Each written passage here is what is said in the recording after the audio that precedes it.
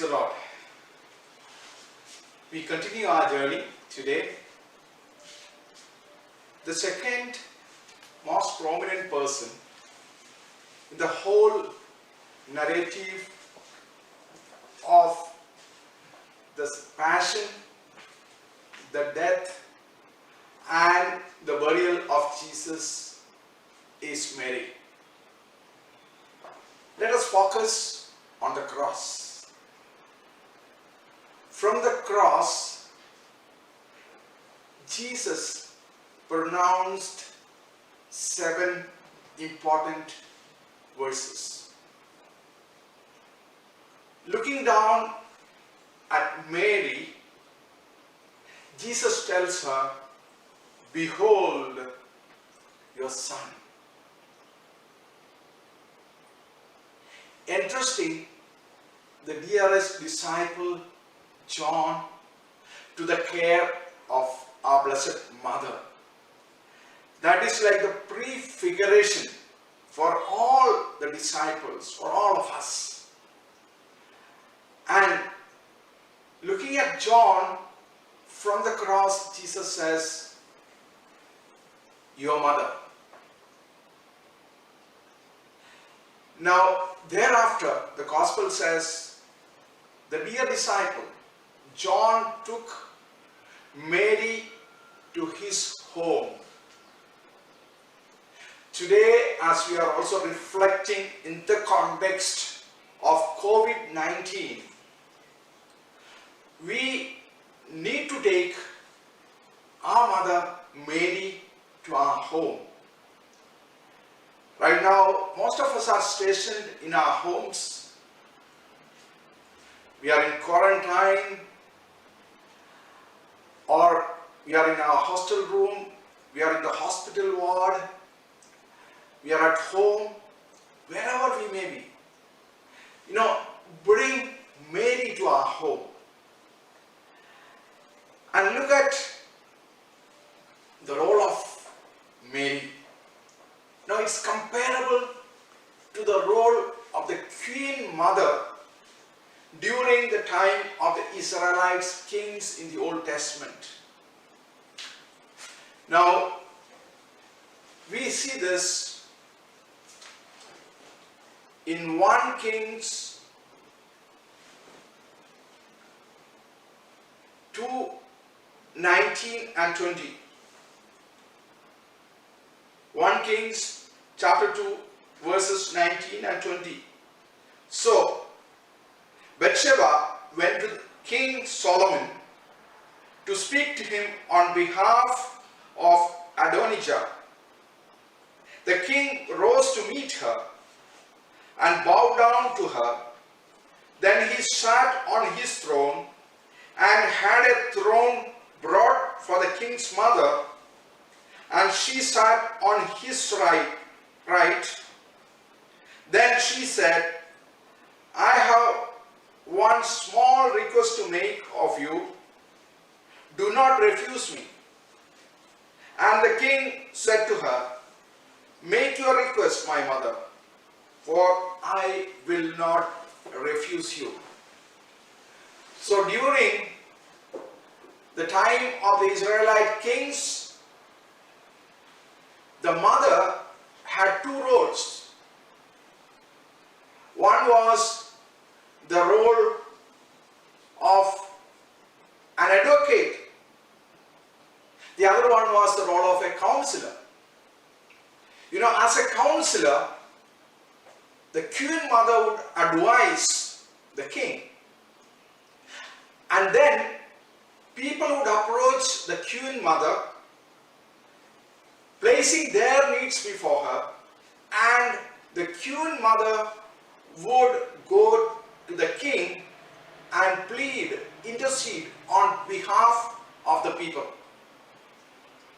This is what we see in the life, in the ministry of our Blessed Mother. And we have that beautiful example at the wedding at Cana. Over there, Mother Mary is even interceding more forcefully than Queen Bathsheba. John chapter 2 verses 1 to 11, where Mary places the need of a family at the wedding at Cana. They were running out of wine, and she goes to her son and says, they have no wine. And Jesus says, woman, what concern is that of you and to me? My hour has not yet come. Jesus had not performed the miracle, but at the intercession of Mary, he discerns that the time has come, and she does the first miracle. And then the mother is so confident that she tells the servants, do whatever he tells you. And we know what happened. So today, as we are in need, our families are in need of protection from COVID-19, we need to ask our Blessed Mother that she may intercede for us, place our needs. And when she prays, when Mary prays, it is like she commands. And that is what St. Peter Damian says, when the mother goes to seek a favor for us from Jesus Christ, her son esteems her prayers so greatly and is so desirous to satisfy her that when she prays, it seems as if she commanded rather than prayed, and was rather a queen than a handmaid. Although, in heaven, she does not command, but her prayers are so powerful that when she prays, she is almost like a command. We have the origin of the rosary in the year 1214, where Our Lady appears to Saint Dominic, and she reveals to him and asks him to pray with the rosary for the conversion of sinners and heretics. And in a number of apparitions, she is asking Saint Dominic to do this, and then this devotion spread. And we also see that in the apparitions and private revelations, Our Lady has been asking us to pray the rosary.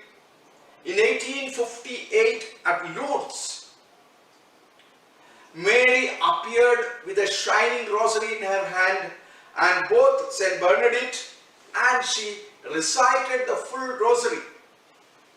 Again, in Fatima on 13 May 1917, in the first apparition, Mary asked them to recite the rosary, and also in the subsequent apparitions. Now we have very powerful examples of miracles, signs happening through the intercession, through the rosary. The first one, and the very prominent one, is the one that happened at the Battle of Lepanto. We celebrate this feast of Our Lady of the Rosary, and it has its origin in 1571, when there was a battle.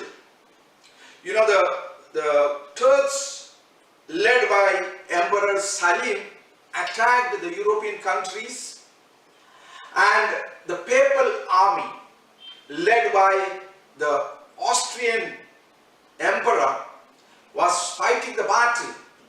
But the European army the papal army was so weak that they were about to be defeated. And that is a time when Pope Pius V, he was a Dominican, and he asked the people to recite the rosary. And then several thousands of people joined reciting the rosary. And Pope Pius V declared it as a war of the rosary. It was a battle of the rosary. And what happened is, although the papal army was about to be defeated, the winds turned in their favor and they won the battle.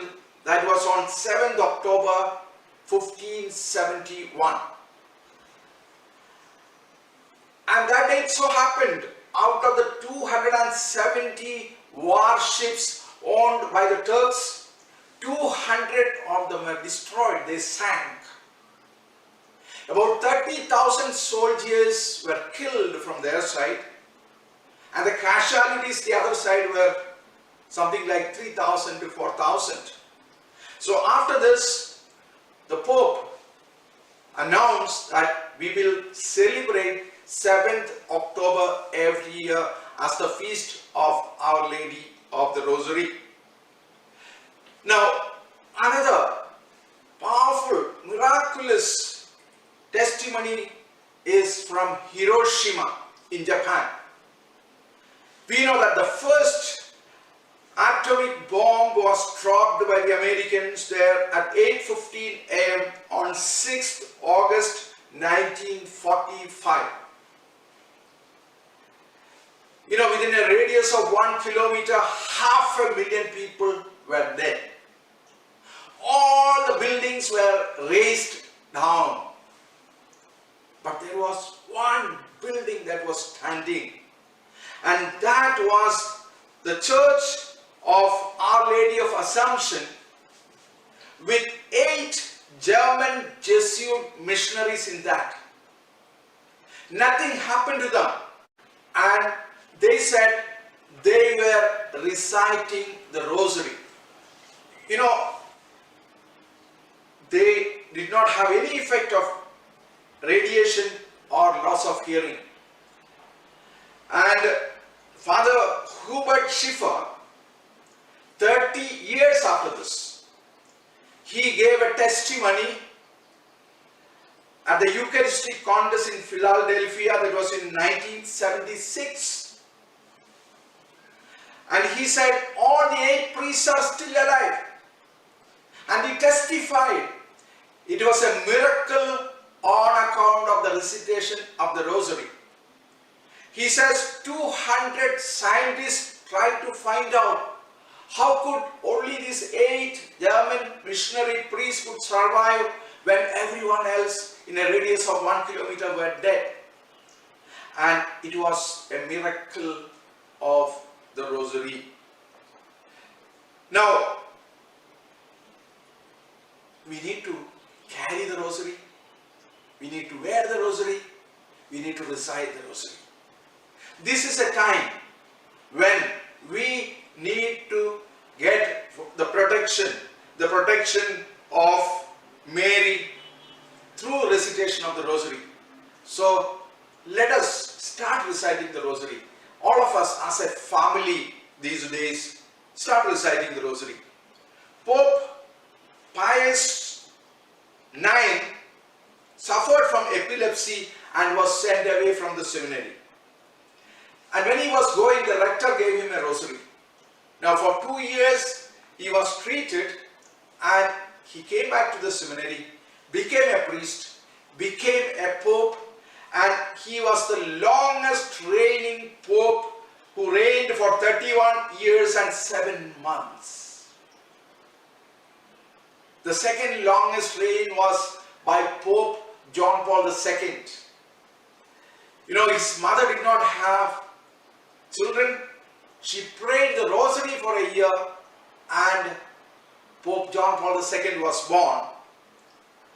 And we know that he was protected even during his attack on his life because of the intercession of the Blessed Mother, because after a year, on the first anniversary of his attack on his life, he goes to Fatima and he places one bullet, one among the 4 bullets, on the crown of Our Lady and thanked Our Lady for the protection.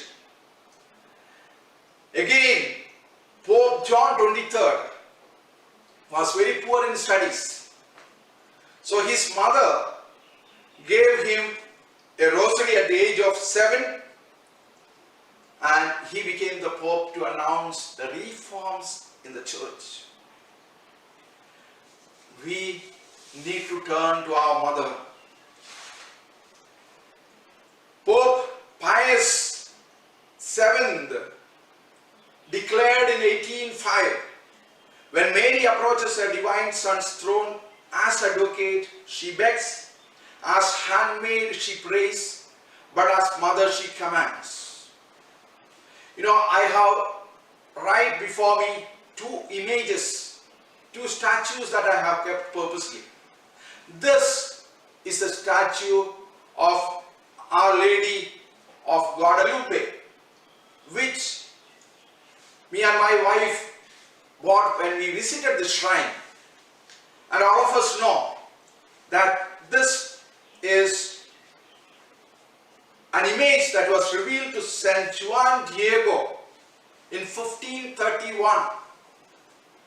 And later, Pope John Paul II canonized Juan Diego and declared that Our Lady of Guadalupe will be the patroness of all the Americas. And I have the image, the statue of Mother Mary from my own parish, St. Mary's Shrine in Kuravilanad, in Kerala, in India. I was born in this parish, and this is the first image of the first apparition of Our Lady that has happened anywhere in the world. This apparition happened in 105 AD when Mother Mary appeared and told the children to build a church in her honor. And there was a miraculous spring that is still there. You know, even in the worst of summer, the water does not dry up.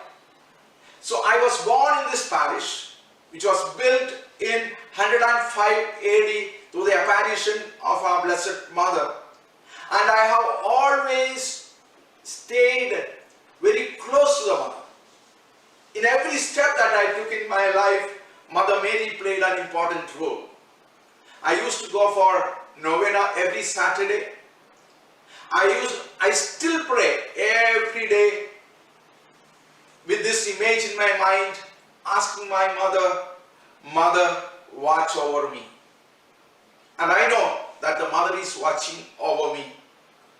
Let us all ask, as we are passing through this very difficult, tough time, during this global pandemic of Corona, when we are all faced with threats of the coronavirus, let us ask for protection of our Blessed Mother, and she is going to protect all of us. So we pray, all of us pray, Mother, watch over me, protect my family, protect my near and dear ones who are with us here at home, our children, our parents, our brothers, our sisters, our friends, all those who are there, the whole world, the whole humankind, be protected through the intercession of our Blessed Mother. We need to pray.